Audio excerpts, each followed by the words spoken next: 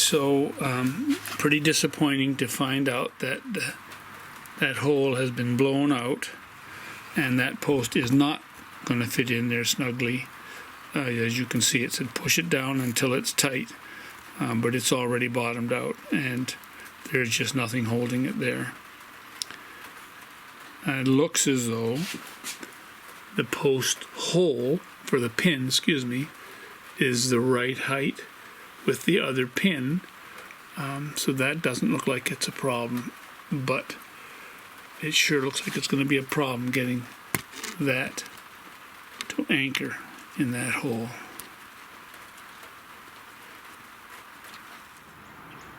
I have gone ahead and applied the epoxy and pressed the post down into the hole, and I just have it braced there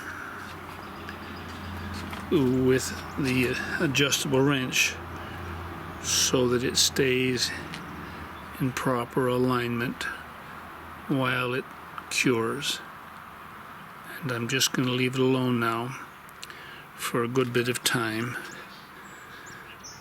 while I go garden.